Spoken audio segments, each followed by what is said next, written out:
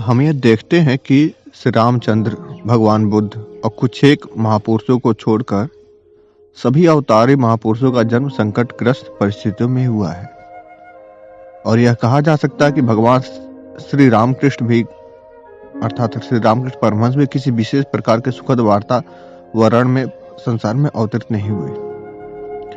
श्री रामकृष्ण का जन्म हुगली प्रांत के कमारपुकुर गांव में एक श्रेष्ठ ब्राह्मण परिवार में शकाब्द 1757 फाल्गुन मास के शुक्ल पक्ष द्वितीया तदनुसार बुधवार 17 जनवरी 1836 ईस्वी को हुआ था।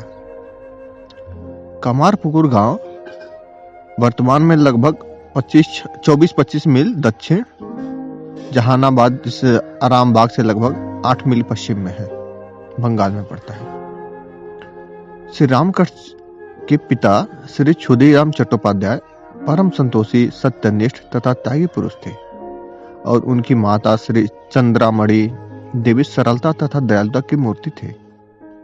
यह आदर्श दंपति पहले देरे नामक गांव में रहते थे, परंतु वहां के अन्यायी जमींदार के कुछ जबरदस्तियों के कारण उन्हें वह गांव छोड़कर करीब 3 मील दूरी पर जाकर कमारपुकुर में वापस आना पड़ा। बचपन में श्री रामकृष्ण का नाम गदाधर था। अन्य बालकों की भांति वे भी पाठशाला भेजे गए, परंतु एक ईश्वरीय अवतार, एक संसार के पथ प्रदर्शक को उस अआई की पाठशाला में चयन कहा। बस जीव उचटने लगा और मन लगा घर में स्थापित आनंद कंद सच्चिदानंद भगवान श्री राम जी की मूर्ति में। वो स्वयं फूल को तोड़ लाते और इच्छा अनुसार मनमाने उनकी पूजा करते, बिना किसी नियम विधि के। कहते हैं कि अवतारी पुरुषों में ऐसे कितने ही ऐसे गुण छिपे रहते हैं कि उनका अनुमान करना कठिन होता है। श्री गदाधर की स्मरण शक्ति विशेष तीव्र थी, साथ ही उन्हें गाने की भी रुचि थी, विशेषतः भक्तिपूर्ण गानों के प्रति। साधु सन्यासियों के जत्थे के दर्शन को तो मानो इनकी जीवनी में संजीवनी का कार्य करते थे। अपने घर के खास अतिथिशाला में जहां बहुधा सन्यासी उतरा करते थे, इनका काफी समय जाता था। मोहल्ले के बालक वृद्ध सभी ने न जाने इन्हें इनमें कौन सा दैविक गुण पर कहा कि वे सब इनसे बड़े प्रसन्न रहते थे। रामायण, महाभारत, गीता आदि श्लोक केवल बड़ी भक्ति से सुनते ही नहीं थे, बल्कि उनमें बहुत से उन्हें सहज रूप से कंठस्थ भी कर लिया करते थे। यह दैवी बालक अपने करतूते शुरू से ही दिखाता रहा और कह नहीं सकते कि उसके बचपन में कितनों ने इसे ताड़ा होगा। छिपे हुए दैवी गुणों का विकास पहले उस बार हुआ जब यह बालक अपने गांव के समीप अनुज गांव को जा रहा था। एकाएक इस बालक को विचित्र प्रकाश का ज्योति का दर्शन हुआ और रामकृष्ण परमहंस वहां बाह्य ज्ञान शून्य हो गया। कहना न होगा कि यह मायाग्रस्त संसार को ने जाना, यह मूर्छा आई है, इनको बेहोशी आई है, परंतु वास्तव में वह अति भाव समाज है।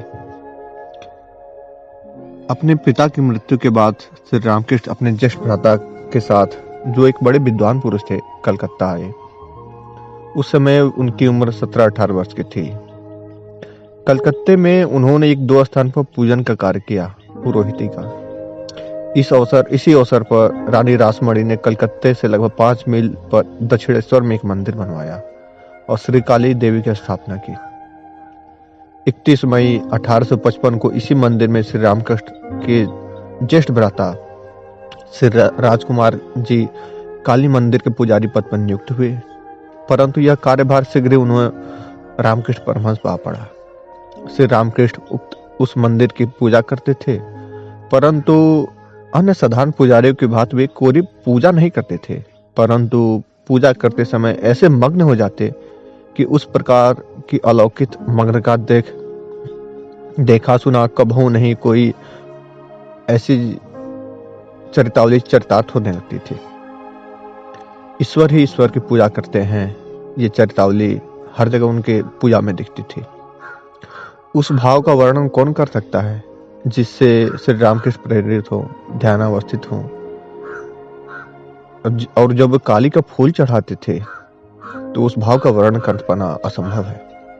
आंखों में अश्रुधारा बह रही है, तन मन की सुध नहीं है, हाथ कांप रहे हैं, हृदय उल्लास से भरा हुआ है, मुख से शब्द नहीं निकलते हैं, पैर भूमि पर स्थिर नहीं रहते और घंटी आरती आ तो सब किनारे पड़ी रहती। श्री काली जी की पुष्प चढ़ा रहे हैं और थोड़ी ही देर में वह उन्हें देखते हैं और स्वयं में ही उनको भी देखते हैं।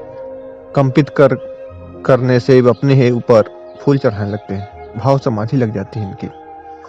कहते हैं माँ माँ, मैं तुम, माँ, ऐसा बोलते बोलते ध्यानावस्थ हो जाते थे। देखने वाले समझते हैं कि कुछ का कुछ, परंतु ईश्वर तो मुस्कुराते हैं, बड़े ध्यान से सब देखते हैं और विचारते होंगे कि यह श्री रामकृष्ण तो मैं ही हूँ।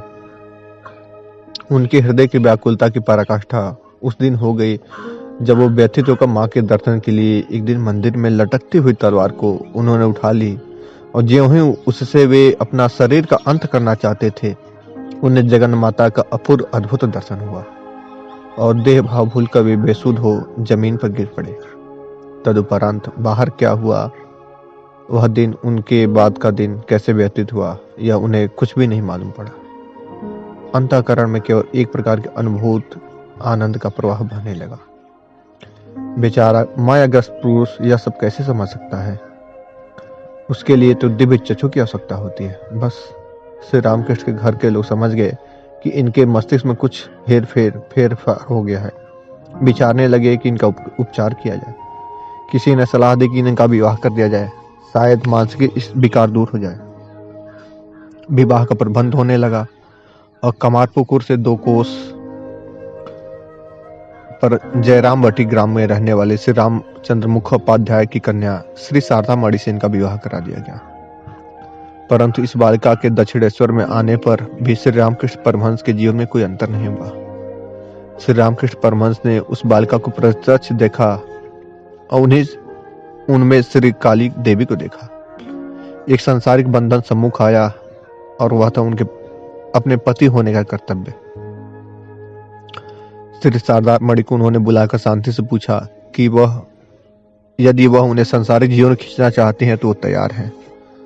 परंतु श्री शारदा मणि ने तुरंत उत्तर दिया कि मेरी यह बिल्कुल इच्छा नहीं कि आप सांसारिक जीवन व्यतीत करें, पर हाँ, आपसे मेरी यह प्रार्थना अवश्य है कि आप मुझे अपने ही पास रहने दें, अपनी सेवा करने दें तथा योग्य मार्ग बतलावें। कहा जा सकता है कि उस बालिका ने एक आदर्श अर्धांगिनी का धर्म पूर्ण रूप से निभाया।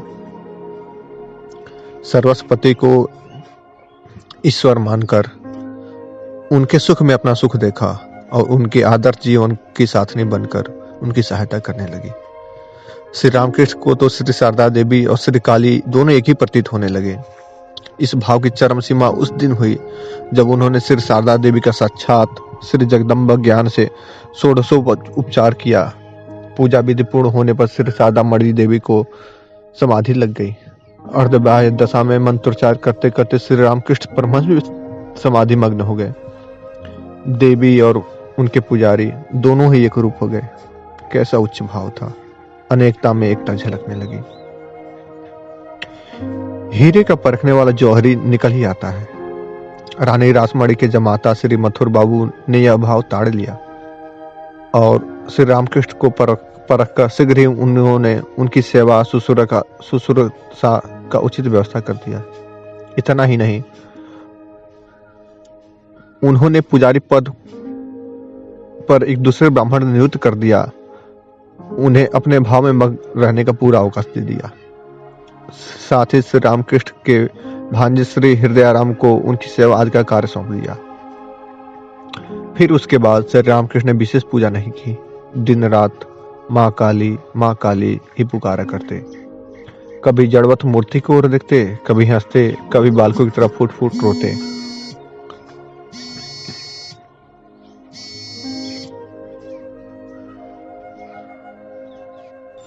और कभी कभी तो इतने व्याकुल हो जाते कि भूमि पर लोटते पोटते अपना मुंह तक रगड़ डालते। इसके बाद श्री रामकृष्ण ने भिन्न भिन्न साधनाएं की और कई प्रकार के दर्शन प्राप्त किए। काली मंदिर में एक बड़े वेदांती श्री तोतापुरी पधारे थे। वे वहां इस प्रकार श्री रामकृष्ण ने भिन्न भिन्न साधनाएं की और कई प्रकार के दर्शन भी प्राप्त किए। काली मंदिर में एक बड़े वेदांती श्री तोतापुरी पधारे थे। वे वहां लगभग 11 महीने तक रहे और उन्होंने श्री रामकृष्ण को वेदांत साधना सिखाई। श्री तोतापुरी को यह देखकर आश्चर्य हुआ कि जिस निर्विकल्प समाधि को प्राप्त करने के लिए उन्हें स्वयं को 40 वर्ष तक सतत प्रयत्न करना पड़ा था, उसे श्री रामकृष्ण ने 3 ही दिन में सिद्ध कर डाला। इसके कुछ समय पूर्व ही वहां एक भैरवी ब्राह्मणी पधारी थी। उन्होंने भी श्री रामकृष्ण से अनेक प्रकार की तंत्रोक्त साधनाएं कराई थी। श्री बैसवाचरण, जो एक वैष्णव पंडित थे, श्री रामकृष्ण के पास अक्सर आया करते थे। वे उन्हें एक बार चैतन्य सभा में ले गए। श्री रामकृष्ण वहीं समाधिस्थ हो गए और श्री चैतन्य देव के ही आसन पर आज भी राजे। वैष्णवचरण ने श्री मथुर बाबू से कहा, यह उन्माद साधारण नहीं बल्कि दैवी है। श्री चैतन्य की भांति श्री रामकृष्ण परमहंस भी कभी अंतरदशा, कभी अर्धबाह्य और कभी बाह्य दशा हो जाया करते थे। वे कहते थे कि अखंड सच्चिदानंद परब्रह्म और मां सब एक ही है। उन्होंने कामनी कंचन का पूर्ण रूप से त्याग किया था। अपने भक्तगणों को, जो सैकड़ों की संख्या में उनके पास आते थे, वे कहा करते थे कि दोनों चीजें ईश्वर प्राप्ति में विशेष रूप से बाधक हैं। बुरे आचरण वाली नारी में भी जगन माता के साक्षात स्वरूप देखते, उसी भाव से आदर करते। उनका कांचन त्याग तो इतना पूर्ण था कि यदि वे पैसे को या रुपए को छू लेते तो उनकी उंगलियां टेढ़ी मेढ़ी होने लगती थी। कभी कभी वो गिन्नी और मिट्टी को एक साथ अंजलि में लेकर गंगा के किनारे बैठ जाते। मिट्टी पैसा, मिट्टी पैसा, मिट्टी पैसा कहते कहते मलते और श्री गंगा जी में बहा देते। माता चंद्रमणि को श्री रामकृष्ण जगत जननी का स्वरूप मानते थे। अपने ज्येष्ठ भ्राता श्री राम कुमार के स्वर्ग लाभ के बाद श्री रामकृष्ण उन्हें भी अपने ही पास रखते और उनकी पूजा करते। मथुर बाबू तथा उनकी पत्नी जगदम्बा दासी के साथ वे एक बार वाराणसी, प्रयाग तथा वृंदावन भी गए थे। उस समय हृदय आराम भी साथ हो लिए थे। वाराणसी में उन्होंने मणिकर्णिका घाट पर समाधिस्थ होकर भगवान शंकर के दर्शन किए और मौन व्रतधारी तैलंग स्वामी के से भेंट किए। मथुरा में तो उन्होंने साक्षात भगवान आनंद कंद सच्चिदानंद अंतर्यामी श्री कृष्ण के दर्शन किए। कैसी उच्च दशा रही होगी। शेष महेश गणेश सुरेश जहे निरंतर गावे, जाई आदि अनंत अखंड अभेद सुबेद बतावे। रसखान जी ने उचित ही कहा है। जिस श्री कृष्ण की उन्होंने यमुना पार करते हुए गोधूली समय देखा था और ध्रुव घाट पर वसुदेव की गोद में श्री कृष्ण के दर्शन किए। श्री रामकृष्ण तो कभी कभी समाधिस्थ हो कहते, जो राम थे, जो कृष्ण थे, वही अब रामकृष्ण होकर आया है। सन 1879-80 में श्री रामकृष्ण अंतरंग भक्त उनके पास आने लगे थे। उस समय उनकी उन्मादी अवस्था प्रायः बढ़ गई थी और शांत सदानंद और समाधि की अवस्था में हमेशा रहा करते थे। बहुधा वे समाधिस्थ रहते थे और समाधि भंग होने पर भाव राज्य में विचरण किया करते थे। शिष्यों में उनके प्रिय शिष्य नरेंद्र, जो बाद में स्वामी विवेकानंद थे, जब श्री नरेंद्र उनके पास आने लगे तभी वो नरेंद्र के प्रति एक विशेष प्रेम हो गया और वे कहते कि नरेंद्र साधारण जीव नहीं है। कभी कभी तो नरेंद्र के न आने पर उन्हें व्याकुलता होने लगती थी, क्योंकि अवश्य जानते रहेंगे कि उनका कार्य भविष्य में मुख्यतः नरेंद्र द्वारा ही संचालित होगा। अन्य भक्तगण रखाल, भवनाथ, बलराम, मास्टर महाशय आदि थे।